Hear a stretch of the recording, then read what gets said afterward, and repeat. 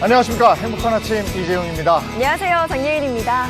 이세돌, 한돌, 트럼프 오늘 화제의 힘을 이렇더라고요. 트럼프 얘기는 잠시 후에 저희가 좀 나눌 거고 이세돌, 한돌 아시죠? 이세돌 구단, 한돌은 AI입니다. 어제 제1대국을 펼쳤는데 우리 이세돌 구단이 92수 만에 불계승을 거뒀습니다. 오늘 2국이 있어요. 오늘 결과는 또 어떻게 될지, 인간이 AI를 바둑으로 누르는 건지 또 어떻게 될지 오늘도 관심 있게 지켜볼 일입니다. 오늘은 어제보다 좀 더 쌀쌀한 목요일입니다. 오늘 날씨 궁금합니다. 네, 오늘 날씨 바로 전해드리도록 하겠습니다. 아침 기온이 영하권까지 뚝 떨어지면서 도로가 얼어붙은 곳이 있어서 참고하셔야겠습니다. 특히나 어제 비나 눈이 내렸던 강원 영동과 경북 동해안을 중심으로는 밤사이 기온이 더 떨어지면서 도로 결빙의 가능성이 높겠습니다.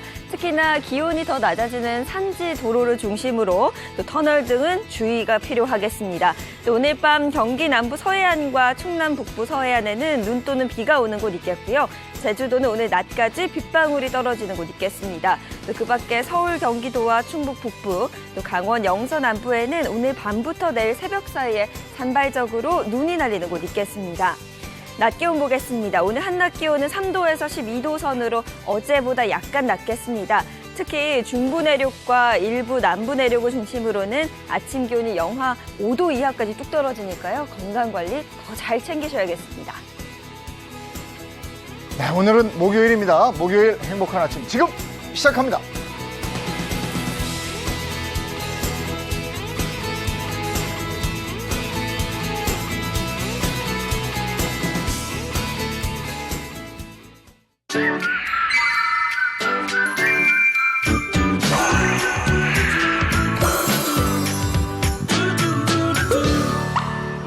미국의 트럼프 대통령 하원에서 탄핵 토론 막 있었고 이제 우리 시각으로 8시 좀 넘어서 한 8시 반쯤 된다고 그러는데 표결에 들어간다고 그래요. 결과가 어떻게 될지 궁금합니다. 이 탄핵 하원 표결 어떻게 봐야 됩니까? 네, 이 9시쯤 나오니까 네. 우리 행복한 아침 끝나면 바로 결과가 나올 네. 것 같아요. 가결 가능성이 매우 높다. 하원에서는. 네. 하원에서는 아마 트럼프 탄핵으로 이제 의결이 될 것이다. 네. 이렇게 가능성은 뭐 높은 것이 일단 민주당이 뭐 과반 이상을 점하고 있고요. 네. 431석이에요. 이 중에 216표 네. 이상 과반만 이 탄핵에 찬성하면 하원은 가결이에요. 네. 그래서 일단은 하원 가결 가능성은 매우 높은 것으로 근데 점쳐지고 있습니다. 미국은 여기서 끝나는 게 아니고 네. 여기 상원 간다면서요. 그러니까 우리나라도 똑같은 게 국회에서 대통령을 탄핵을 가결해도 네. 헌법재판소의 최종 판결이 남아있잖아요. 네. 근데 이제 미국은 헌재가 없고 네. 그 대신 상원이 헌재 역할을 합니다. 근데 상원은 어려워요.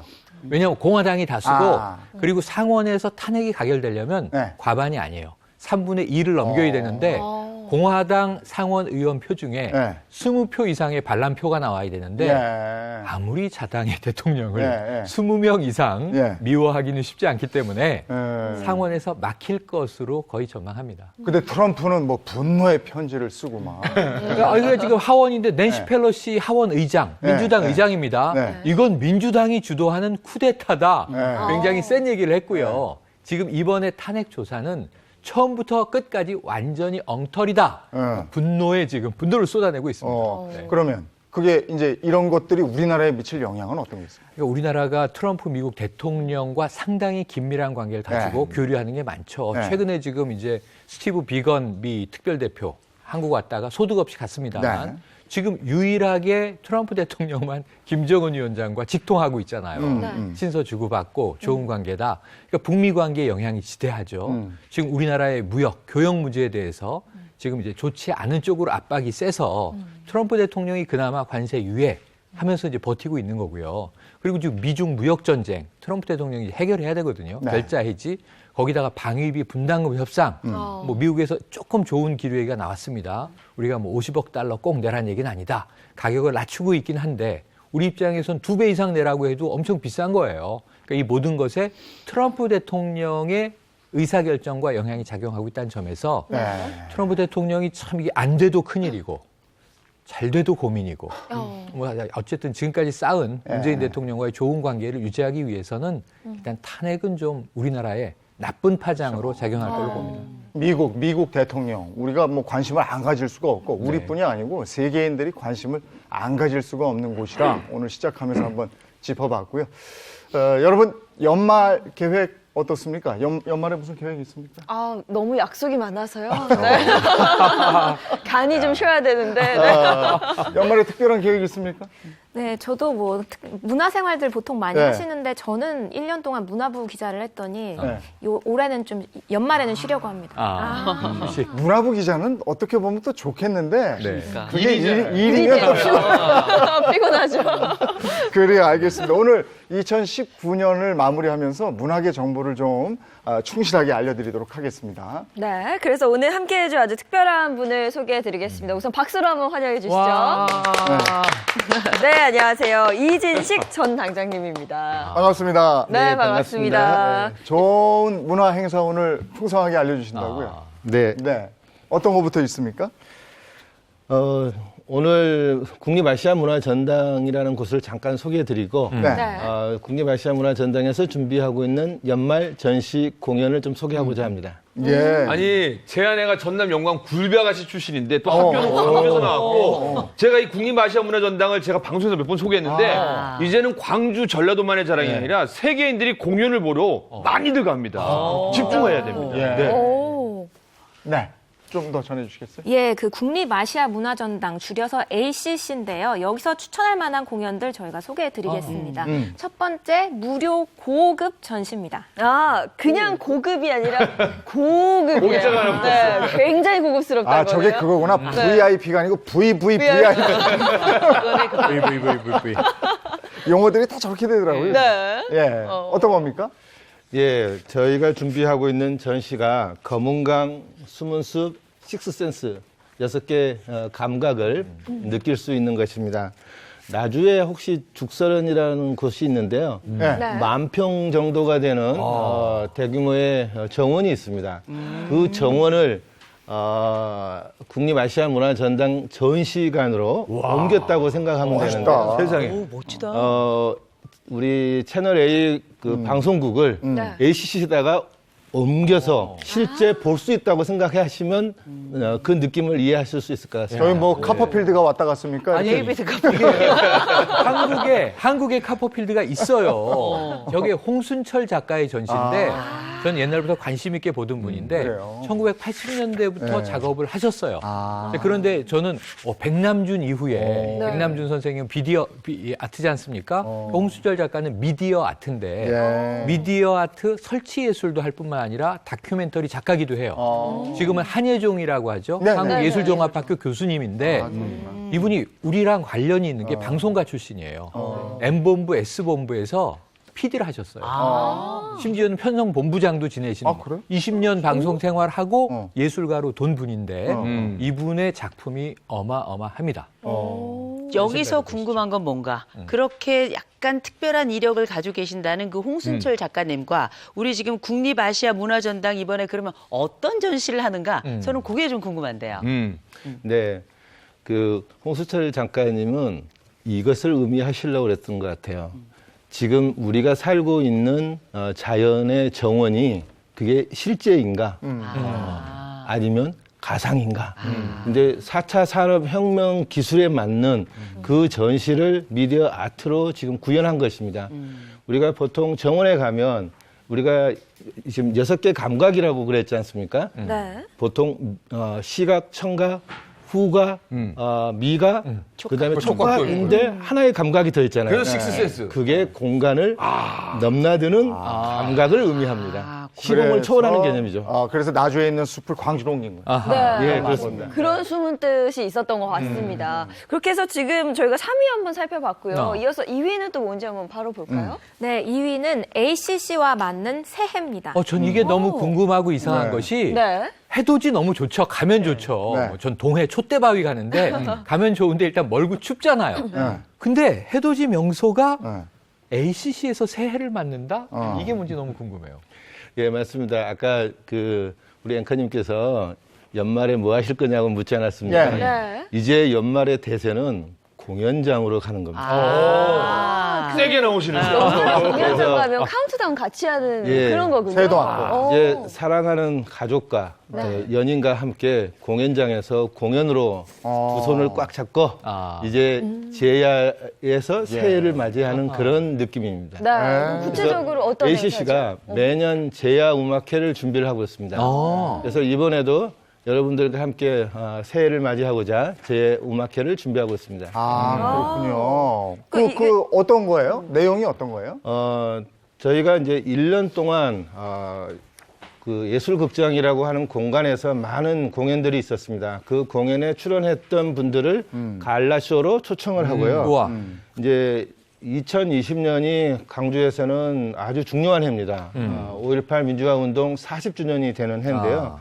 희망과 새로움이라는 것을 표현하고 내년이 경자년 쥐띠해입니다. 쥐띠. 그래서 재즈와 색스폰 그리고 국악, 판소리가 함께 어우러지는 새로운 새해를 예술로 보여지는 해가 되겠습니다. 너무 부럽다. 좋네요. 예. 아니 우리 젊은이들도 클럽에서 새해를 맞지 말고 이런 공연장에서 아유, 클럽에 비교를 하세요. 저는 제일 부러웠던 게 네. 신년 음악회 그러면 이 한 해의 올드랭 사인을 비엔나 같은 데는 오케스트라랑 하잖아요. 네, 네. 그런 이제 모습. 아까 보니까 또 숲의 숲은 공짜로 볼 수 있고 아까 가격표 보니까 1인당 10,000원에서 15,000원. 굉장히 저렴한 가격이에요. 그러니까 이런 데서 어둠의 공간 말고 이런 곳에서 새해를 맞았으면 좋겠다 이런 바람이고요. 1위는 것 뭡니까? 같아. 네, 1위는 상상을 뛰어넘는 아시아 판타지입니다. 아시아 판타지. 네. 그건 뭡니까? 보통 우리가 서양 중심의 공연을 많이 익숙해져 있습니다. 이번 저희가 준비한 아시아 판타지 무사라는 공연인데요. 네. 우리가 대한민국에서 봐왔던 공연의 넘버벌 공연들이 난타와 점프를 대부분 예상하고 봤을 것입니다. 네. 저희가 이번에 준비한 무사는 초대형 넘버벌 공연이라고 생각하시면 되겠습니다. 초대형 넘버블 막 이러니까 막 기대가 되는데 네. 제가 이렇게 보니까 무사가 영웅 이야기인 것 같아요. 근데 영웅 이야기라고 하는 게 사실은 굉장히 우리가 그 심장을 막 뛰게 하는 건데 이 영웅 이야기는 힘든 게 뭐냐? 오래 준비해야 됩니다. 얼마나 오래 준비하신 거예요? 보통 대형 공연은 최소한 2년 내지 3년을 준비해야 됩니다. 근데 저희가 이번에 준비한 팀이 누구냐면 평창 동계올림픽 개막식을 함께 했던 그래요? 우리나라의 최고 전문가들입니다. 그래서 평창 동계올림픽에 사라졌던 그분들을 전당에서 함께 모여서 이야. 이것을 준비해 왔던 것입니다. 예. 자, 그럼 무려 2년 동안 준비한 공연이 어떤 건지 맛 좀 보죠. 예. 우리나라 고전 소설 박시부인전을 모티브로 만들어진 아시아 영웅 판타지 공연 무사. 인간 세상을 지배하려는 악의 무리. 이를 저지하기 위해 여성 영웅 천둥이와 뛰어난 무술 실력을 갖춘 아시아 영웅들이 나섰는데요. 과연 천둥의 일행은 악의 무리를 이겨내 인간 세상의 평화를 지켜낼 수 있을까요? 야, 지금 저게 아시아 영웅 판타지라고 했잖아요. 그런데 그렇다면 아시아적인 요소 어떤 게 좀 녹아들어 있습니까? 예, 바로 그겁니다. 박시부인전이라고 하는 우리의 1636년, 즉 병자호란이 있었습니다. 그 병자호란에 그 박씨가 바로 천둥입니다.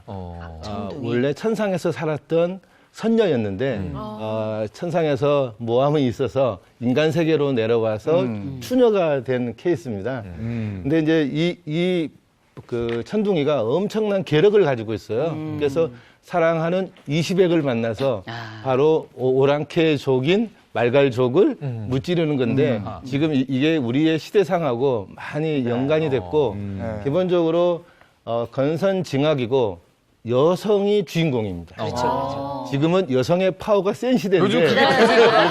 여성이 짱입니다. 아, 근데 저는 사실은, 저는 박 씨 부인 아니고 이 씨 부인인데요. 이 씨 부인인데, 실제 우리가 어떤 공연이든지 약간 좀 알고 들어가면 더 친근하게 느끼잖아요. 네, 맞아요. 지금 다루고 있는 이 박 씨 부인전 같은 경우에는 우리가 고전설화라고 할 수 있는데, 혹시 이 공연들을 보러 가기 전에 요거 좀 읽으면 또 요거 알고 나면 조금 더 재밌게 볼 수 있습니다. 이렇게 추천해 줄 만한 책 같은 게 혹시 있으신지 좀 저는 궁금해요. 뭐 당연히 네. 이 배경이 된 박씨 부인전하고 제주도에는 엄청난 신화 설화가 있습니다. 많죠. 그 제주도 설화들을 좀 추천을 드리고 싶습니다. 그래서 지금 여기에 등장하는 게 한국 신화와 중국 신화가 들어옵니다. 그래서 중국 관광객을 향후에 타겟으로 염두에 두고 있습니다. 야, 그런데 보니까요, 공연 자체가 굉장히 크고, 아까 평창동계올림픽 개막전이라고 했잖아요. 막 밧줄 타고 날아다니는 건 뭐 기본인데요? 굉장히 볼거리가 많겠어요. 기본적으로 출연진이 50명에 제작진만 100여 명이 나옵니다. 근데 대단하구나. 핵심인 캐릭터가 12명이 나오는데 우리 영화 어벤져스는 봤을 겁니다. 네, 네. 이게 아시아 공연의 어벤져스라고 생각하시면 재밌겠네요. 그럼 이 공연 언제부터 언제까지 진행이 되는 거예요? 예, 12월 20, 21일 네. 3회 공연을 합니다. 그리고 내년부터는 강릉에서 지금 염두에 두고 있습니다. 앞으로 어떤 계획이 있습니까? 이 공연을 이제 성공적으로 끝내고 아시아로 진출하면서 이것을 캐릭터와 게임과 애니메이션 그리고 아이들 동화로도 개발하고자 하는 겁니다. 그래서 소위 원소스 멀티 유즈를 하려고 하는 거죠. 아유, 풍성한 공연 소식 오늘 전해주셔서 고맙습니다. 네, 고맙습니다. 네, 금주에도 참 많은 이슈들이 있었습니다. 이번 주 이슈 탑5, 5위부터 한번 살펴볼까요? 네, 5위 부동산으로 돈 벌려면 어떻게 해야 될까요? 부동산으로 돈 벌려면 어떻게 해야 되느냐가 아니고 부동산으로 돈 벌지 말라는 얘기 아니에요. 18번째 부동산 대책 나오고 이랬는데 저걸로 돈 벌 수 있나? 홍남기 경제부총리가 네. 돈 벌지 말란 얘기입니다. 돈 벌지 말란 얘기예요. 그러면서 정부 합동 대책으로 네. 발표를 했는데 우선 뭐 기재부 장관이니까 네. 홍 부총리가 나섰지만 국토교통부도 함께 했고요. 여기서 제가 딱 주목해 본 건 3번 등장한 표현이 있어요. 예. 강력한이에요. 그래. 강력하게, 강력한. 절대 안 된다는 얘기예요. 네. 부동산으로 돈 벌 생각하지 말라는 네. 얘기입니다. 자, 12, 16 부동산 종합 대책이 나왔단 말이에요. 그럼 이거 구체적으로 먼저 한번 짚어보고 가죠. 예, 이번 규제 강도가 아주 역대급으로 평가가 됩니다. 지금 시가 9억 원에 이 초과하는 아파트 같은 경우에는 이 주택 담보로 인정되는 비율이죠. 40%에서 20%로 낮췄고요. 또 시가 15억 원을 초과하는 아파트는 대출이 원천적으로 금지가 됩니다. 그러니까 15억 원이 넘는 아파트들은 현금이 15억 원 넘게 있어야 하는 거니까 사실상 좀 매매가 굉장히 줄어들 것으로 보입니다. 네. 네, 그럼 이걸 어떤 효과를 기대를 한 건가요? 서울에서 집을 2채 이상 갖지 마시오. 자, 이제 보시면요. 지금 대출 안 해준다. 세금 올린다. 이런 얘기잖아요. 지금 서울시에서 한국감정원 평가 기준으로 봤을 때 좀 예. 낮습니다. 그러면은 이제 서울시 중위권의 대부분의 부동산 가격이 8억 7천만 원을 좀 넘어요. 9억 내외예요. 네, 네. 강남 빼고 대부분 지역, 뭐 마용성이라고 하죠. 마포, 용산, 서대문, 성동 거의 다 9억 원대 넘습니다. 강남은 얼마냐? 15억 원 넘습니다. 그러니까 사실은 서울시 대부분의 주택으로 투기하지 마세요. 이 네. 시그널이라고 봐야겠습니다. 그러니까 시가, 그동안 공시지가였잖아요. 그렇죠. 근데 시가니까. 시가니까. 예, 공시지가 9억이면 시가가 한 12억 정도 된다고 12, 봤었는데. 13억 정도였고 예, 예. 이제는 시가 9억이면 네. 공시지가로는 한 6억 정도. 그렇지, 그렇지. 대부분이라고 봐야 야, 됩니다. 뭐 대부분. 다 해당되는 거예요. 맞습니다. 네. 그러니까 지금 여기서 보시면 아까 대출 문제 보시면 시가 네. 9억은 LTV, LTV가 이제 론 네. 투 밸류라고 하는 건데 네. 이게 담보 가치를 얼마 잡아줄 거냐예요. 항상 두 가지 용어가 헷갈리는데 DSR은 그냥 대출 총액을 묶어서 이제 관리를 하는 거고 네. LTV의 경우에는 그럼 담보 얼마로 봐줄 거냐? 40% 정도 봐줬어요. 그러면 이제 그동안 대출 받던 게 한 뭐 4억 정도 대출됐다. 10억짜리 아파트에. 그럼 이제 2억도 안 해주는 거예요. 심지어 강남 15억 이상 집 가지고 계세요. 대출 빵원 1원도 안 해준다. 어쨌든 그거더라고요. 15억 이상 대출 안 된다는데 그 네. 밑에는 9억까지는 40%를 해주고 네. 그다음에 9억이 넘는 돈은 20%니까 네. 그 자체는 그렇게 큰 차이는 아닌데 네. 네. 요컨대 15억 이상 되는 게 이제는 아예 대출이 안 된다. 근데 또 그 10년 보유한 집들은 팔아라. 맞아요. 네. 다주택자는. 근데 그렇게 해서 내놔. 근데 15억 이상 되는 집들은 대출도 안 되니까 살 사람이 없어요. 그렇죠. 이것도 어떻게 그러니까 되는 거야? 한마디로 15억 원이 현찰로 없으면 네. 집 사지 마라. 그러면 돈 가지고 있는 부자들만 집 사는 거 아닙니까? 어쩌면 그럴 수 있죠. 그럴 수 있는데 그동안 이제 정부가 계속 지금 이번 정책에도 저는 이 행간이 읽히는 게 네. 갭투기 안 된다는 거예요. 갭투기라는 게 뭐냐면 내 돈은 얼마 없지만 너무 저 집을 사고 싶어요. 네. 그럼 어떻게 되면 대출도 끼고 네. 그렇죠. 전세도 끼고 뭐 내 돈은 뭐 과거에는 계약금 정도 내고 막 집 샀던 때도 있어요. 네. 이자 비용이 좀 무리하지만 오를 거를 기대하고 사는데 이게 오르지 않고 떨어지면은 갭 투자로 정말 망한 분들도 많거든요. 근데 이번 정부는 갭 투자 안 된다. 정말 집을 살 거라면 당신 돈 현찰로만 사세요. 이런 시그널이니까 아이. 돈 없는 사람들은 이제 안 되는 어려운 거죠. 근데 생각해보니까 제가 방송을 29년 했어요. 네. 근데 15억짜리는 욕심을 나는데 한 8억 있어. 근데 돈이 없으니까 은행에 기존에 대출을 얻고 그렇죠, 샀는데 그렇죠, 내 집이거든요. 그럼 이거 현금만 있으면 부자들만 사라는 얘기야. 그러니까. 돈 근데 있는 이제 사람만 살아요. 사람이라는 게 집을 살 때 내가 아이들이 이제 어릴 때는 이렇게 조그만 집에서 살다가 부모님도 모시고 아이들도 크고 이러면 좀 더 큰 집에 가고 싶거든요. 또 시집장가 보내야 돼. 그리고 솔직한 얘기 우리 학군이라는 걸 또 무시할 수도 없어요. 그러면 그 집에 내가 15억 이상 없으면 못 가니까 이게 또 답답한데 어쨌든 뭐 이렇게 된 거고요. 네. 그다음에 세금을 또 이번에 강화해버렸어요. 아. 네, 종부세 세율이 또 많이 올라갔습니다. 그래서 1주택자와 2주택 보유자 같은 경우에는 0.3%포인트까지 올라가고요. 또 3주택자 이상의 다주택자 같은 경우에는 많게는 0.8%포인트까지 올리기로 했습니다. 그리고 아까 공시가격 말씀하셨는데 특히 30억 원 이상 고가주택 같은 경우에는 시세가 높다고 하더라도 공시가격은 굉장히 낮게 형성되는 경우가 많았는데요. 이제는 공시가격 현실화 비율을 80%까지 높이기로 했습니다. 그리고 한편으로는 조정 대상 지역 안에 있는 다주택자 같은 경우에는 내년 6월까지 10년 이상 보유한 집을 팔 경우에는 이 양도세 중과를 하지 않기로 했습니다. 근데 이게 팔리냔 말이에요. 자세히 좀 듣고 싶어요. 그러니까 네. 이제 세금 올린다. 쉽게 말씀드리면 종부세라고 우리가 이야기하자면 종합부동산세 아닙니까? 네. 근데 부동산 저에게 집이 있다고 생각하면 받을 수 있는 세금은 두 가지예요. 그냥 난 가지고 있어. 그럼 보유세. 네. 이거 내가 거래할 거야. 팔아버릴 거야. 네. 그리고 양도세. 네. 팔고 나서 이제 차익이 있는 경우죠. 그런데 세금이 적어도 종부세가 0.1%에서 많게는 0.8%까지 늘어나는데 네. 이건 나중에 이제 표를 한번 꼭 보시기 바래요. 자신이 보유하고 있는 집의 가격대에 따라서 세율이 좀 올라가고 그리고 내가 다주택을 보유하고 있으면 한 채인 경우와 두 채인 경우와 세 채 이상인 경우가 세율이 또 올라갑니다. 간단하게 내가 한 20억짜리 아파트를 한 두 개 가지고 있는데 그럼 이분 종부세 많이 나와요. 기존에 한 1,900만 원 정도 내셨을 거예요. 근데 이제 올라간 종부세 이번 대책에 적용을 받으면 2,700만 원 냅니다. 예를 들면 내가 강남에 똘똘한 한 채가 있고 좀 이제 다른 외곽 지역에 두 채 정도가 있는 분이 기존에 한 종부세를 400만 원 정도 냈다.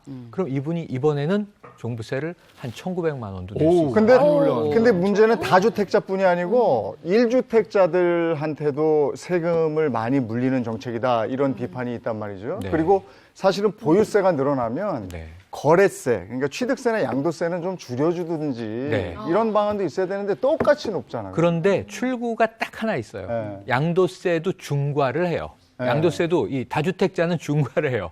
지금 예를 들면 실소유자, 네. 실거주자의 거주자. 경우는 피해갈 수 있지만 그 이상이 되면 아까 실보유자라 하더라도 가격이 고가면 또 세금이 높아져요. 그리고 이제 다주택 보유자는 높아져요. 그런데 하나는 팔라고 지금 메시지를 주는 거죠.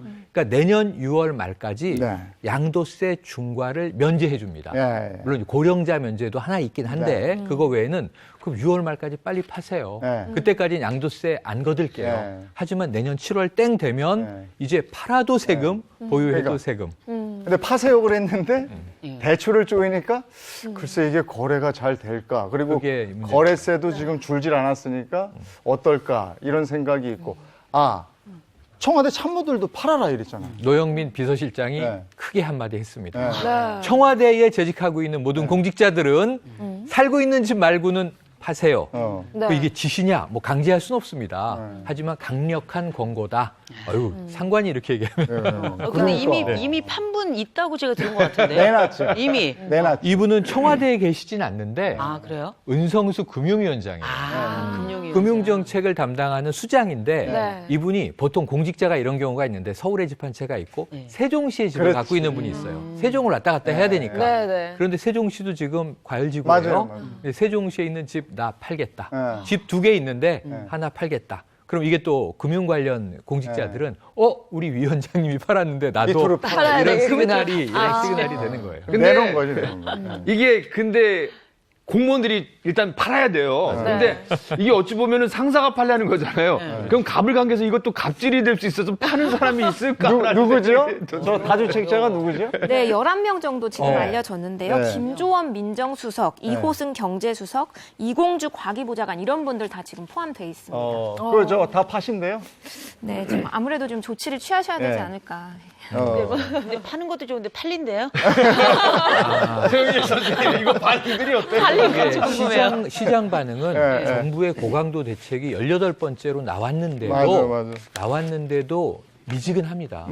오를 거라고 생각하는 서울 시민이 10명 중에 6명, 예. 60% 오른다고 청와대 참모에게 아까 했지만 입장도 청와대 참모들 물어보면요. 네. 아유, 비서실장님 얘기하셨는데 팔아야죠가 네. 있고 뭐 생각은 해볼게요. 순중파도 있고 전 좀 사정이 있어서 이런 곤란파도 있고 네. 입장이 다 엇갈려요. 근데 다수가 집값 못 잡을 것이다가 네. 과반을 넘어서 불안불안하네요. 시장은 그 시장의 룰이라는 게 있고 맞아요. 시장이 움직이는 건데 이 정책이 어떻게 반영될지 한번 두고 볼 일입니다. 다음 거 가죠.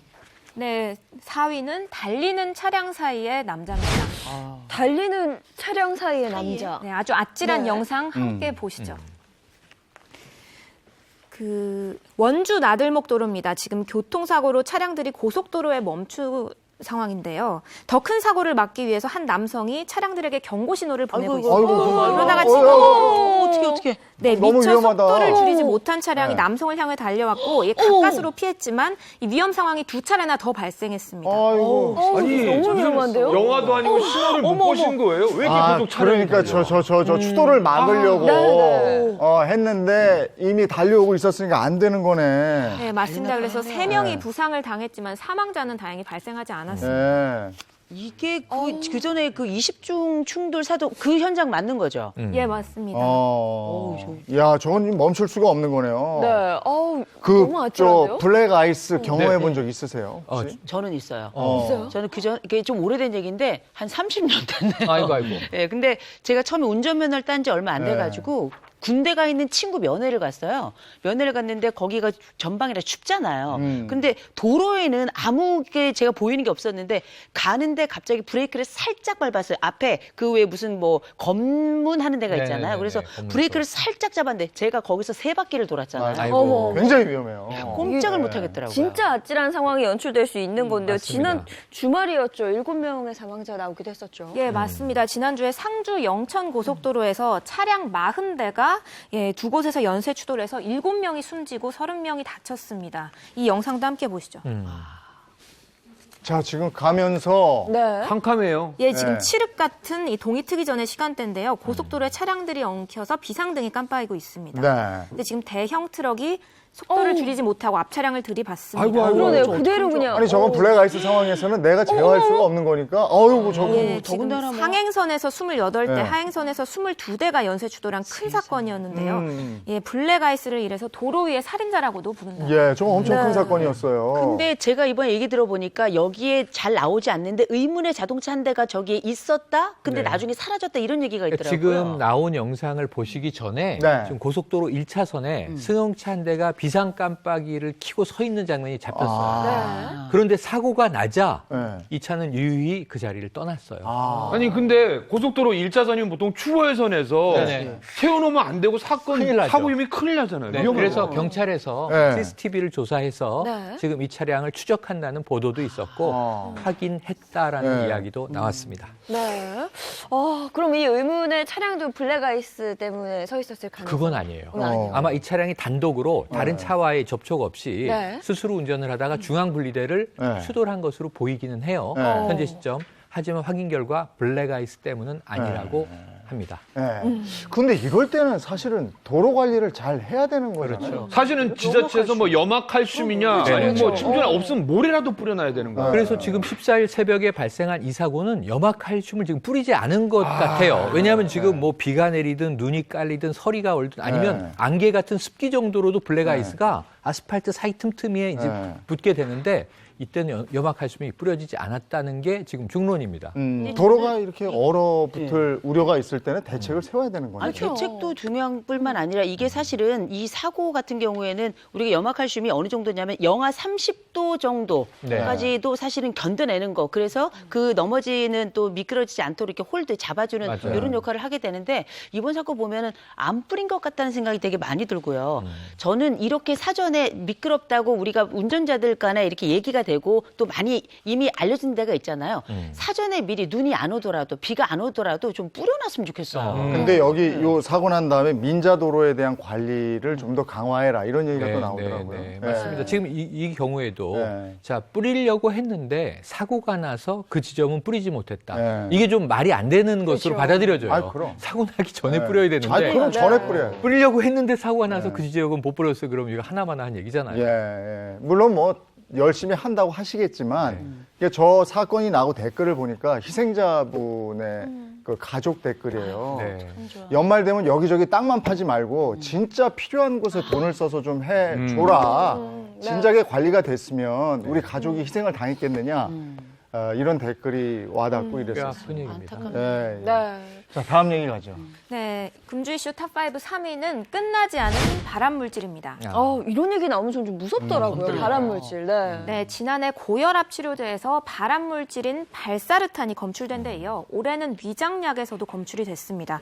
라니티딘이라는 이 물질인데요. 아주 큰 혼란을 지금 주고 있습니다. 아니 50대 되면요 제주에 당약, 고혈압은 기본이고 위장약도 많이 먹는데 네. 이 뉴스 보신 다음에 이거 약 먹어야 되나 또 안 먹으면 속쓰니까 걱정들을 많이 하셔갖고 문의가 굉장히 많더라고요. 예, 맞습니다. 근데 위장약뿐만이 아니라요. 현재 싱가포르에서 유통 중인 당뇨병 치료제, 이 발암 추정 물질인데 N-니트로소디 메티라민이 초과로 검출되면서 치료제에 대한 또 불신이 커지고 있습니다. 당뇨병 약은 안 먹을 수가 없어요. 그런데 이게 지금 싱가포르 얘기인데 이게 싱가포르 얘기만의 얘기가 아닐 수도 있다고 저는 생각해요. 네. 우리나라 당뇨약 그거 괜찮은 건가요? 그래서 현재 이제 식약처가 발표를 했는데 싱가포르에서 문제가 된 이 세 개의 제품은 다행히 우리나라에 들어와 있지 않다고 합니다. 다행이네. 다만 이 약품의 원재료가 있잖아요. 네. 이게 혹시 국내에 유통됐을 가능성을 지금 조사하고 있습니다. 네, 그렇다고 뭐 당뇨약을 우리가 위험하다 그래가지고 걱정이 돼서 네. 이게 그러면 당뇨로 할 것인가 아니면 이 암을 걱정해야 될 것인가 그렇다고 당뇨약 끊을 수는 없는 그러니까 거예요. 지금 의료 전문가들이 지금 현재까지 확인된 것이 발암 물질은 맞는데 네. 당장 몸에 위해한 정도는 아닌 것 같다. 그래서 지금은 오히려 이 걱정 때문에 당뇨약을 끊는 게 당뇨는 관리잖아요. 그러네요. 그게 더 위험할 수 있다라고 권고하고 있네요. 약을 드셔야 되는 거죠. 네네 먹어야 아니, 돼요. 다른 건 먹든 몰라도 약은 먹어야 됩니다. 진짜 우리가 먹는 거 있잖아요. 네. 음식이나 약에는 이러면 안 되는데. 절대 안 되죠. 한때 애들 먹는 거 왜 그 여러 식품들에서 타르 나와가지고요. 난리가 났었는데 그 제품들 중에 보니까 저희 애들도 좀 먹었더라고요. 근데 이제 음식 같은 경우에는 정말 철저해야 되는 게 모든 것들의 근원이고 또 맨 마지막에 우리가 음식을 통해 가지고 또 기억까지 하게 되는 거라 불안이 그만큼 커질 수 있는 거거든요. 관리도 중요하고 예방도 중요한데 저는 꼭 잘못하거나 요 음식에 장난치는 사람들은 콕 잡아내 가지고 반드시 혼내줬으면 좋겠어요. 네, 근데 더 충격적인 건 이런 음식이나 치료제뿐만 아니라 아이들이 겨울철에 입는 패딩에서도 예, 패딩들이 아니 저도 오늘 아침에 춥다고 해서 9살, 6살 아들 패딩을 입히거든요. 그러니까 저뿐만 아니라 모든 애들 키우는 엄마들은 혹시 우리 거 아니나 해서 다 난리 났는데 발암 물질이 나왔다면서요. 아니 그리고 맞습니다. 그 예. 모자 뭐 여기에 있는 그 털 뭐 거기에 예, 너구리나 여우털을 이 가공하는 과정에서 좀 유해한 물질이 들어간 것으로 네. 지금 보이는데요. 한국소비자원에서 13개 겨울 점퍼를 조사를 했는데 그중에 거의 절반가량입니다. 6개 제품에서 1급 발암물질인 포르말데히드가 검출됐습니다. 그리고 이 중에서는 아주 충격적이게도 유명한 브랜드들도 많았던 것으로 알려집니다. 아니 저희 학교 생물 시간에 개구리 마취 시킬 때 포르말데인가 그건가? 아니 뭐 이게 얼마나 안 좋은 물질이어서 지금 난리가 난 거예요? 예, 전문가와 그래서 취재를 해봤는데요. 들어보시죠. 접촉성 피부염, 호흡기나 눈 점막의 자극을 유발할 수 있습니다. 또한 국제암연구소에서는 1급 발암물질로 분류하고 있는 물질입니다. 네, 우리 행복한 아침에 국민 네. 엄빠 권영철 씨가 지금 굉장히 좀 화가 나셨어요. 아니 이게 사실은 싸면 모르겠는데 또 비싸단 말이에요. 그래서 엄마 아빠들이 어렵게 고민해서 샀는데 여기에서 이런 게 나왔다라면은 이거 입히지 않을 수도 없고 요즘에 또 독감이 들기 때문에 이거 걱정이에요 부모 입장에서는. 네, 사실 우리가 아이들을 키우면서 여러 어려움들도 생깁니다만 우리가 예측하지 못하는 불안은 부모들 마음에는 더 힘들고 고통스럽고 어려워요. 그럼 앞으로 살아가면서 이게 털만인가? 혹시 안에도 그런 거 아닌가? 그래. 혹시 그 안쪽에 그 들어가 있는 뭐 보충제나 이런 데도 들어가 있는 거 아닌가? 복잡한 생각들이 많이 들게 되면 움츠릴 수밖에 없거든요. 그러면 부모로서는 아니 왜 내가 내 아이들을 이런 곳에서 키워야 되나 이런 굉장히 불안감이 불만감으로 넓어질 수밖에 없는 거거든요. 안타까운 일이죠. 그러면은 박수유 기자 혹시 어떤 제품인지 모르는 분들을 위해서 좀 소개를 해주면 될 것 같은데. 네, 그리고 검출된 제품 알려드리면요. FNF의 키즈숍 마운틴 쿡다운, 서양 네트웍스의 마이 웜업 다운, 그리고 베네통 코리아의 밀라노 롱다운 점퍼, 그리고 네파의 크로녹스 다운 재킷, 신성통상의 럭스 폴라리스 롱다운 점퍼, 꼬망스의 그레이덕 다운 점퍼 뭐 이런 것들이 있습니다. 그리고 자세한 내용 다시 확인하시려면 열린 소비자 포털 행복드림의 홈페이지에서 확인하실 수 있습니다. 네, 그러면 혹시 이 안에 이제 아이들이 사용했던 제품도 들어 있는 건가요? 아니 뭐 저 같은 경우에는 우리 아이들은 아닌데 이게 지금 제품 이름 들어보니까요 엄마들이 되게 좋아하는 브랜드라서 나는 더 걱정이 되는 거예요. 그러니까요. 네. 정말 걱정이 되는데 다행히 우리 아이들이 사용하는 제품은 아니라고 합니다. 그러면 어쨌거나 이 발암물질 검출 패딩을 가지고 있단 말이죠. 그러면 어떤 식으로 보상을 받을 수 있는 거예요? 네, 해당 제품 다 교환이나 환불 받으실 수 있고요. 그리고 소비자원에서 이 제품 판매 사업자한테도 판매 중지나 회수 같은 자발적 시정 권고 조치도 내려진 상황입니다. 그러니까 이게 회사 쪽에서 먼저 스스로 빨리 이걸 소비자에게 고지를 해야 돼요. 지금 뭐 그나마 다행인 게 네파키즈, 베네통 키즈, 블루독 이런 브랜드에서는 홈페이지를 통해서 네. 자사 패딩의 모자에 달려있는 천연모, 네. 아까 너구리털, 여우털에서 네. 발암물질이 검출된 게 맞습니다. 사과드립니다 하고 사과했고요. 네. 교환 환불 진행 중이라고 합니다. 그러니까 일이 벌어지기 전에 좀 안전 검사하는 그런 방법은 없었을까요? 그리고 만드시는 분들 또 우리 먹는 거 아까 약도 나왔습니다만 내 가족이 먹는다고 생각하면 그렇게 하지 않을 텐데 이런 생각이 또 드는 부분입니다. 네. 다음 거 갈까요? 네, 금주 이슈 탑5 2위는 임산부 태우고 담배 뻑뻑.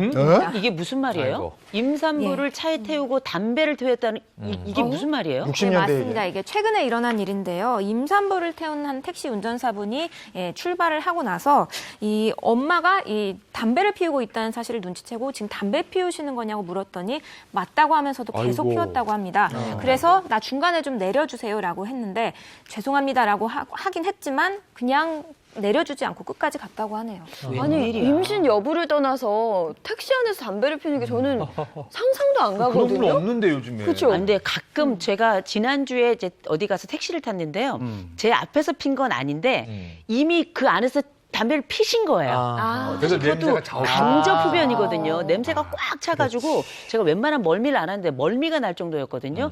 간혹 그런 분들이 아주 드물게 있긴 있는데 지금 임산부를 태우고 그 앞에서 담배를 피우고 더군다나 내려주지도 않으면 이거 거의 감금 아니에요? 아니 요즘은 택시 기사분들도 담배 피우고 싶으면 어디 한적한데 이렇게 차 세워놓고 태시던데 그게 어떻게 된 일이에요? 맞습니다. 근데 이렇게 택시 기사분하고 담배를 놓고 실랑이 하는 경우가 종종 있습니다. 그래서 지난 9월에도 뒷좌석에 탄 지 5분도 안 돼서 이 담배를 피셨는데 그래서 뒤에서 사진을 찍으려고 했다고 합니다. 그러자 이 기사분이 그 근처에 차를 세우고 이렇게 손을 뒤로 뻗어서 이 핸드폰을 뺏으려고 하는 그런 일이 있었다고 합니다. 세상에. 그거 뭐 저 표 나와 있는 거 있어요? 택시 기사분들이 그 흡연율이라든지 뭐 이런 거? 예, 그래서 다산 콜센터에서 신고를 받은 민원 보면 2016년에는 366건 들어왔던 신고가 2019년에는 600건이 넘습니다. 그러니까 오히려 점점 늘어나고 있는 겁니다. 아니 저는 담배를 끊었는데 운전 중에 특히 택시 운전 중에 손님을 태우고 이 담배를 피면 뒤로 불똥이 튀거나 이거 위험 운전 아니에요? 그러니까 그런 위험이 있을 뿐만 아니라 담배 연기나 담배 요즘 민감한 시민들이 많이 늘었기 때문에 네. 옆 차량의 운전자 혹은 아까 승객 또 이제 다른 여러 사람들과 마찰이 벌어져요. 네. 이게 뭐가 되냐면 보복운전으로 이어지거나 욕설하고 차문 내리고 시비 걸리고 폭행으로까지 가거든요. 이 운전 중 흡연은 완전 위험하다. 이거 좀 인식하시기 바랍니다. 뭐 이거는 저는 택시만의 문제라고 생각하지 않아요. 모든 운전을 할 때 보면 한 손에 담배를 물고 있어야 되잖아요. 그러면 한 손으로만 운전을 하게 되죠. 그러면 위험 요소는 높아질 수밖에 없기 때문에 이거는 뭐 모두가 조심해야 될 부분이 아닐까 싶어요. 근데 알기로는 택시 운전 중에 담배를 피게 되면 과태료를 무는 걸로 알고 있거든요. 예, 맞습니다. 증빙 자료나 사진, 동영상 같은 것들 제출하시면 이 행정 처분이 가능하고요. 운수 종사자 같은 경우에는 과태료 10만 원이 부과되고 이 법령 위반자 교육이라는 것도 8시간 넘게 이수하셔야 됩니다. 네. 자, 그래서 이번에 서울시에서 강화하고 있습니다. 네. 이게 악취에 대한 신고가 들어오면요. 불시 점검도 하고 그리고 이제 금연 클리닉을 택시 회사에 나가서 출장으로까지 시행한다고 하니까 정말 이 운전 중 흡연은 안 되고 네. 가급적 금연을 좀 하셔야 되고 그리고 만약에 흡연을 하시는 경우도 차량 청결은 네. 손님을 위해서 반드시 실시하셔야 됩니다. 그거는 상식선인데 네. 이거는 너무 상식에서 벗어난 일이라 2위가 된 것 같아요. 네. 아유, 저건 있을 수 없는 일이에요. 자, 1위는 뭡니까? 네, 이번 주 1위 사연은 현대판 장발장 이들의 운명론입니다. 예. 네네. 이거 뭐 많은 분들이 알고 계실 거랍니다. 네, 맞습니다. 지난 10일 인천의 한 마트에서 한 부자가 물건을 훔치다가 마트 직원에게 발각이 됐습니다. 네. 근데 이 아버지와 아들이 함께 물건을 훔친 건데 영상 함께 보시죠. 그 마트에서 우유 2팩과 사과 6알 그리고 마실 것 몇 개 등 금액으로 따지면 10,000원 안팎의 음식물을 훔치다가 CCTV 보고 있던 마트 직원에게 금세 발각이 된 건데요. 우유하고 사과하고 그죠? 식료품을 훔치다가 걸린 거죠. 그래서 경찰이 물어봅니다. 네. 왜 훔치셨습니까? 네.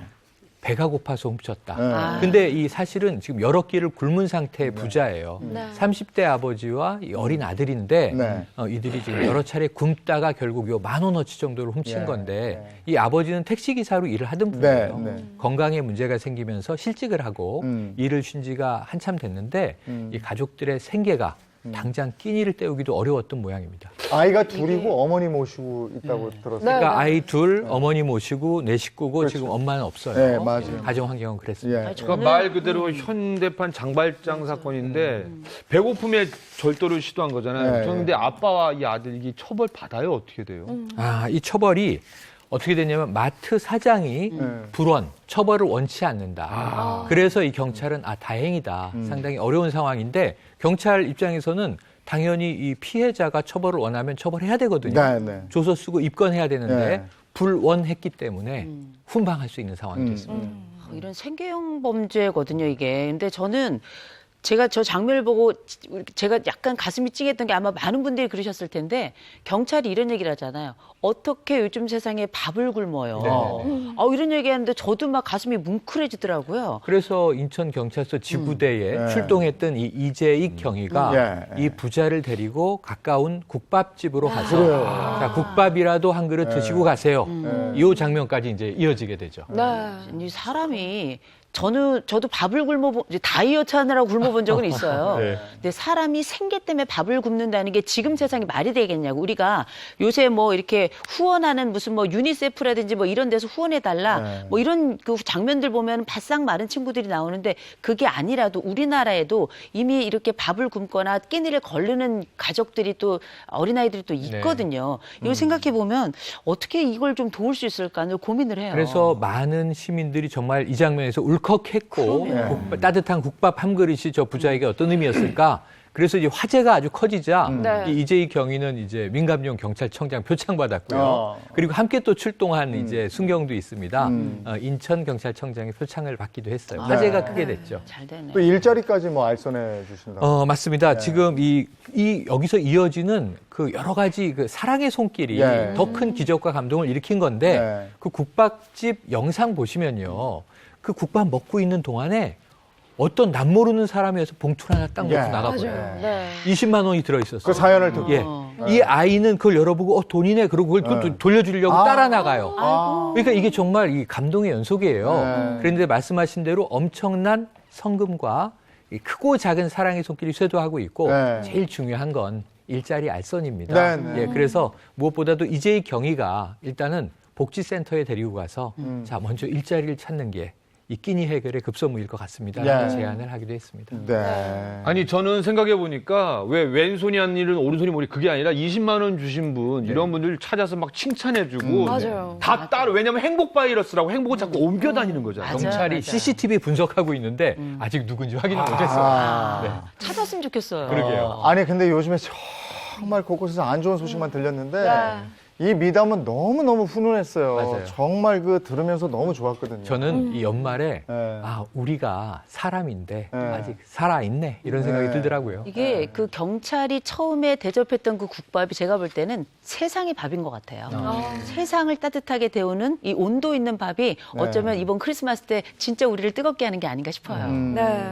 이 이야기가 또 청와대를 뭐 감동시켰다 이런 말도 들었거든요. 예, 문재인 대통령도 크게 감동을 했다고 합니다. 그래서 지난 11일에 청와대에서 수보회의가 열렸을 때 이 우리 국민들에게 큰 감동을 줬다. 우리 사회가 아직은 따뜻한 사회라는 것을 보여줬다. 뭐 이런 말씀을 하셨다고 합니다. 근데 이런 얘기가 들리면 요 따뜻한 온정이 또 전염이 되더라고요. 그러니까요. 네. 이게 사람이라는 게 참 놀라워서 우리가 다른 사람이 선행을 하는 걸 보기만 해도 우리 침에 보면 T 면역 글로불린이라고 우리의 면역을 강화하는 그 요소들이 생겨나요. 근데 하물며 직접 선행을 하잖아요. 그럼 이게 개인만 건강하게 아닌 게 아니라 말씀하신 것처럼 다른 사람들에게도 요 선행에 나도 해볼까? 나도 할 수 있겠구나. 이런 마음을 갖게 하기 때문에 이게 행복 사슬을 만들어내는 거거든요. 이게 바로 세상을 묶어내는 복지 사슬이 되지 않을까 싶어요. 네. 근데 살다 보면 여기 있는 분들은 모르는데 저는 딱 3번 망해봤는데 그중에 돈을 잃어서 망해보니까요. 네. 정말 먹고 싶은 게 너무 많아지는데 이런 분들이 줄어들어서 자꾸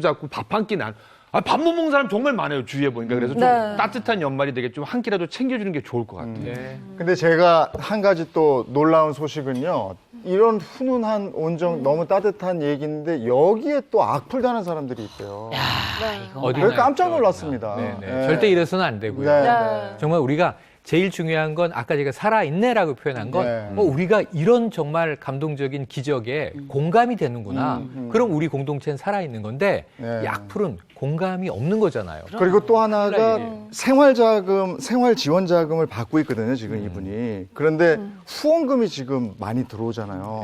들어오고 근데 있습니다. 후원금이 또 어느 정도 액수를 넘어서면은 또 생활 지원 자금을 못 받는 뭐 요런 복지 정책 뭐 이런 게 있대요. 네네네. 그래서 그것 때문에 또 어제 안타까워하는 기사를 제가 본 적이 있어서. 네. 그래서 우리 지난주에 이 사랑의 열매 네. 사무총장님 나오셨잖아요. 이 제도적으로 그것을 지원하는 기관들이 있으니까 만약 그런 문제들이 생겼을 때는 네. 이거 뭐 너무 성금이 답지해서 문제다. 네. 그러면은 또 이거 공유하기 위한 노력들을 하면 될 것 같습니다. 아까 청와대 얘기도 잠깐 했지만 문 대통령도 그 얘기 하시더라고요. 그러니까 이거를 온정의 손길 고맙고 좋은데 이걸 제도적으로 어떻게 할 수 있는 방안을 좀 모색했으면 좋겠다 이랬어요. 중복 복지 때문에 다들 이제 뭐 2번은 안 된다 이런 느낌이잖아요. 그래서 그 전에 어르신들 그 기초생활수급이신 분들 중에서도 기초연금을 또 받은 다음에 다시 내놔야 되는 이런 상황도 그 전에 있었거든요. 그런데 복지는 단단한 쇠로 된 사슬이 아니라 고무줄 같이 이렇게 탄력 있는 사슬이 돼야 되거든요. 그래서 더 필요한 사람에게는 더 많이 가고 조금 더 필요하다면 조금 더 유효해지는 이런 융통성이 말씀하신 대로 제대로 좀 자리 잡아야 되지 않을까 싶습니다. 경제가 점점 어려워질수록 소위 얘기하는 생계형 범죄라는 게 늘어난다고 그래요. 맞아요. 근데 이것도 역시 범죄거든요. 그러니까 그건 안 해야 되는 게 맞긴 맞습니다. 예. 네. 오늘 따뜻한 소식으로 1위까지 알아봤습니다. 예, 고맙습니다. 고맙습니다. 고맙습니다.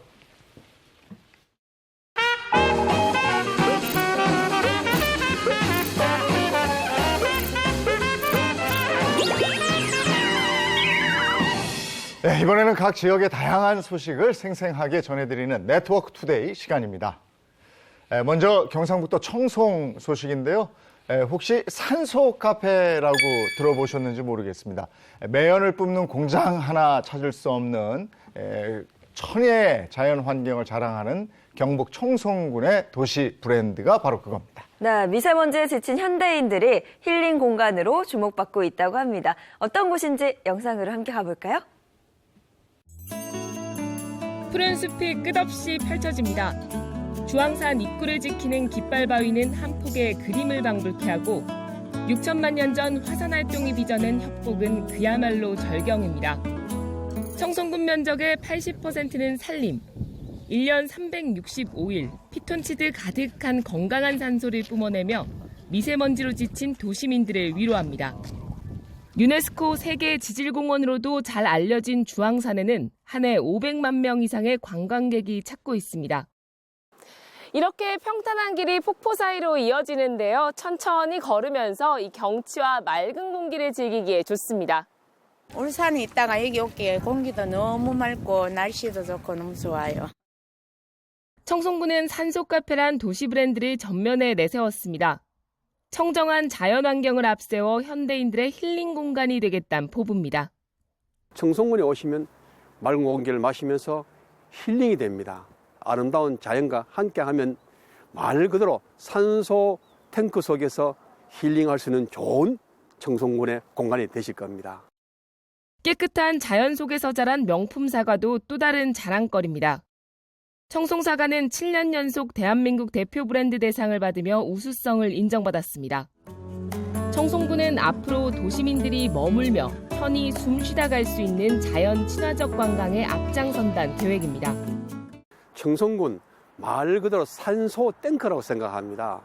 청송으로 오시면 머리가 맑아지고 정신이 맑아지고 모든 것이 힐링이 되실 겁니다. 채널A 배유미입니다. 이번에는 전라남도 무안 소식 전해드리겠습니다.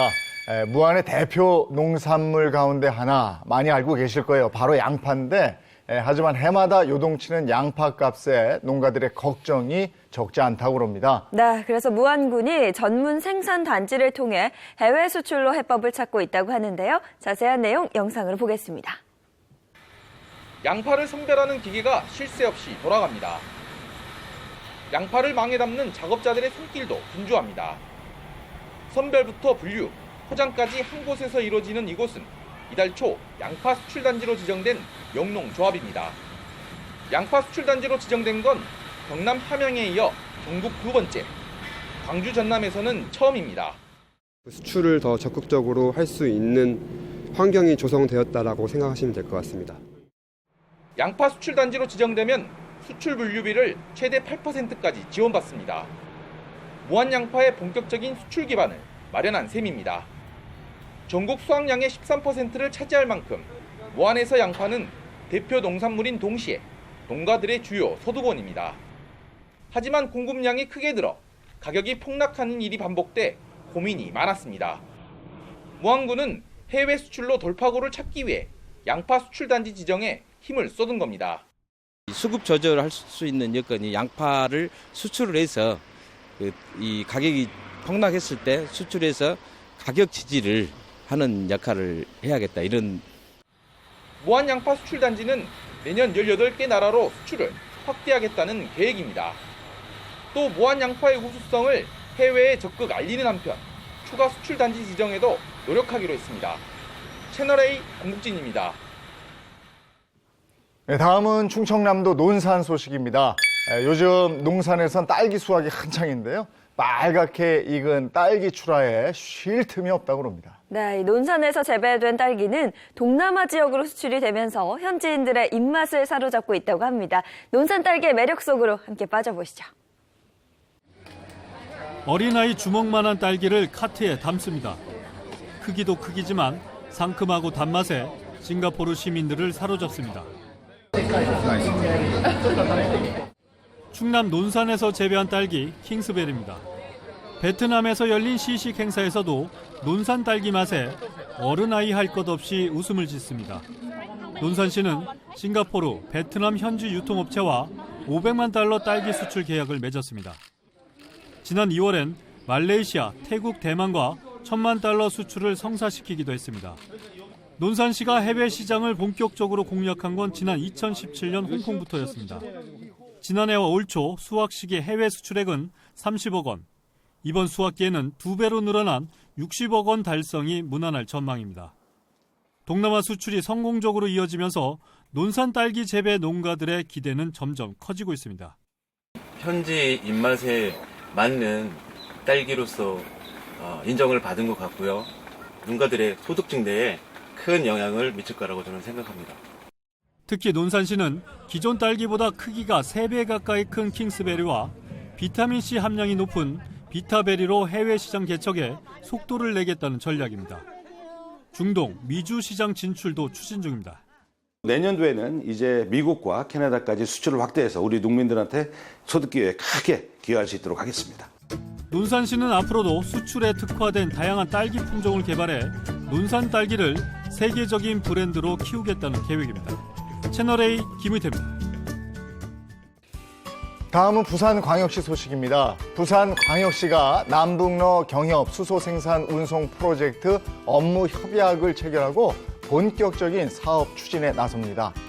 이번 사업은 북한과 러시아에 매장돼 있는 갈탄으로 수소를 생산하고 액화한 뒤 부산까지 해상 운송해 국내외 수소를 공급한다는 구상입니다. 네, 석탄가스화와 수소 운송 저장 기술 연구는 부산대가 맡고요. 남부 협력 방안 등 자문은 북한자원연구소가 담당하게 됩니다. 다음은 전라남도 목포 소식입니다. 목포의 대표 관광지인 사막도에 사계절 꽃이 피는 사계정원이 조성이 됩니다. 목포시는 10만 본의 다양한 꽃을 심어서 사계절 즐길 수 있는 정원 6개를 사막도에 만들기로 했습니다. 목포시는 사막도의 자연 경관과 잘 어울리는 특색 있는 공원을 조성해 사계절 찾고 싶은 섬으로 만들겠다고 밝혔습니다. 다음은 경기도 포천시 소식입니다. 포천시는 내일부터 내년 2월 9일까지 산정호수 청춘야행, 별빛공원 달빛거리 축제 등등 해서 2019 산정호수 윈터 페스타를 산정호수에서 개최합니다. 이 기간 옛 추억을 되새길 수 있는 레트로 전시를 비롯해 DJ 뮤직박스, LED 포토존, 억새꽃 조형물 등 다양한 이벤트도 마련됩니다. 또 산정호수에서 썰매 타기 등 다양한 체험도 즐길 수 있다고 하네요. 포천시는 관광객이 겨울철 비수기에 지역 경제 활성화를 위해서 이번 축제를 개최하게 됐다, 이렇게 설명을 했습니다. 우리 아이 개구장이라도 좋다, 튼튼하게만 자라다오, 이런 얘기 있잖아요. 요즘 안전사고 얘기 나오는 거 보면 공부보다도 정말 건강하고 안전하게 자라줬으면 하는 바람이 들더라고요. 네, 맞습니다. 특히나 얼마 전에 있었던 스쿨존 교통사고 보는 저도 마음이 참 아팠거든요. 그래서 그 이후에요, 안전한 등하굣길을 위한 다양한 노력들이 이어지고 있다고 합니다. 영상으로 함께 보시죠. 어린이 보호구역에서 11살 어린이가 시내버스에 치여 숨졌습니다. 9살 민식이는 횡단보도를 건너다 차에 치여 세상을 떠났습니다. 최근 5년간 전국 스쿨존에서 발생한 어린이 교통사고는 무려 2,400여 건. 이 사고로 목숨을 잃은 어린이만 30명이 넘습니다. 어린이 교통안전법인 이른바 민식이법이 국회 본회의를 통과하는 등 어린이들의 등하굣길 안전에 대한 관심이 그 어느 때보다 높습니다. 이곳은 서울 강서구의 한 초등학교. 스쿨존 사고 예방을 위해 새로운 방안을 마련했다고 합니다. 그런데 아이들 틈에서 유독 눈에 띄는 가방들. 형광색의 가방에 선명하게 적힌 숫자 30. 바로 걸어다니는 속도 제한 표지판입니다. 강서구가 스쿨존 교통사고 예방을 위해 지난해 4월부터 1학년 학생들을 대상으로 가방 안전덮개 사업을 시범 실시한 후 최근엔 군의 모든 초등학교로 그 범위를 확대했습니다. 저도 애를 키우는 입장이다 보니까 가방 덮개를 보고 애들이 이렇게 학교를 등교를 하는 것을 보게 되면 차량 운전을 하면서 자연스럽게 이제 차량 속도를 좀 줄이게 되는 편입니다. 우리 학교 앞은 차가 많이 다니는 길이 있어요. 부모들이 차가 다님으로 인하여서 불안함이 있었는데 제한속도 30이라는 안전 덮개를 함으로 인하여서 학부모님들이 학교를 보낼 때 안심하고 편안하게 보낼 수 있지 않았을까 생각이 듭니다. 학교 안에서도 아이들의 교통 안전을 위한 실습이라든지 교육을 계속 추진할 생각입니다. 강서구는 가방 덮개 외에도 스쿨존 제로 캠페인 등을 실시해 안전한 등하굣길 만들기에 꾸준히 노력하고 있습니다. 경기도 용인시. 가자. 태강아 학교 가자. 오늘 초등학교 1학년 태강이가 등교 준비를 합니다. 태강이의 가방엔 안전덮개도 없고 여느 초등학생의 등교 모습과 다름이 없어 보이는데요. 엄마 정효정 씨는 요즘 태강이의 등하굣길 걱정이 한결 줄었다는데요. 이때 울리는 휴대전화 알람. 아이가 학교에 잘 도착했다는 메시지입니다. 잘 들어갔네. 학교에 들어서는 순간 교문에 설치된 센서가 아이 가방에 달린 단말기를 인식해 부모들에게 문자 메시지를 보내주는 겁니다. 하교시에도 이렇게 메시지가 전송된다는데요. 워낙 험한 일이 많고 하니까 아기가 아침에 학교에 잘 들어갔나 걱정이 많이 됐거든요. 근데 알림이 신청하고 난 후부터는 좀 많이 안심이 돼요. 이용 방법은 간단합니다. 알림이 서비스 시행 학교 학부모라면 먼저 휴대폰에 등하원 알림이 앱을 다운받은 후 신청서를 작성합니다. 그리고 단말기 번호를 입력하고 아이 가방에 단말기만 걸어두면 끝! 현재 초등학교에서 시행되고 있는 이 서비스는 내년부터 어린이집에서도 운영된다고 합니다. 어린이집 버스 안에서 아이가 갇혀 숨지는 일이 또 일어났습니다. 부산의 한 어린이집에서 비슷한 사고가 또다시 일어났습니다. 잊을만 하면 일어나는 통학 차량 어린이 방치 사고. 이를 막기 위해 보건복지부는 내년 3월부터 영유아 가정에 이 서비스를 권장한다고 발표했습니다. 경기도의 한 어린이집. 현재 이곳에서는 내년 시행을 앞둔 등하원 알림이 서비스가 시범 운영되고 있다는데요. 올해 3살 된 아진이도 이곳 어린이집을 다니고 있습니다. 아진이는 엄마의 이른 출근으로 등원은 도우미 아주머니와 함께 한다는데요. 씩씩하게 등원해 인사도 곧잘합니다.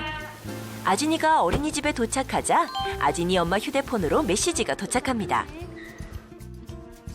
문자 한 통으로 편안하게 업무를 시작할 수 있답니다. 워킹맘이다 보니까 직접 데려다 주지 못하고 출근했는데 매번 잘 도착했나 확인하기도 좀 번거로웠거든요.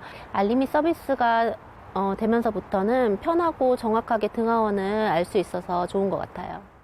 학교보다 공간이 협소한 어린이집에선 인식 오류가 발생할 수 있는데 인체 동작 감지 센서를 접목하여 정확히 인식할 수 있게 개발하였습니다. 인체 동작 감지 센서 설치로 실외 95%, 실내 98%의 정확성을 보인다는데요. 혹시 아파서 등원을 못하는 원생은 앱으로 간단하게 인정 결석으로 처리할 수 있습니다. 만약 감지 센서 고장 시에는 걱정하실 학부모님들에게 먼저 안내 문자를 전송해드리고 있습니다. 보육기관 입장에서도 안전관리 효과가 높은 것은 물론 출결관리가 수월해 선생님들의 업무도 줄었다는데요. 저희 원은 안심 등록을 사용하면서 안전에 대한 사고도 되게 많이 줄었고요. 안심 서비스 사용 전에는 어머님들이 오셔서 등하원을 수기로 적으셨는데 그런 수기로 적어야 될 필요성도 없어지고 저희는 행정 업무 시간이 크게 많이 줄었습니다. 우리 미래의 꿈나무인 아이들의 안전은 언제나 최우선되어야 합니다. 마음 놓고 등하게 할 수 있는 여건을 만들기 위한 노력은 이 순간에도 지속되고 있습니다. 네, 직장인들이 제일 힘들어한다는 목요일이지만 그래도 내일이 금요일이고 이제 주말이 있지 않습니까? 오늘 기운 내시기 바랍니다. 네, 저희는 내일 아침 8시 더욱 재밌고 새로운 내용으로 돌아오겠습니다. 행복한 아침, 행복한 하루 되십시오. 고맙습니다. 고맙습니다.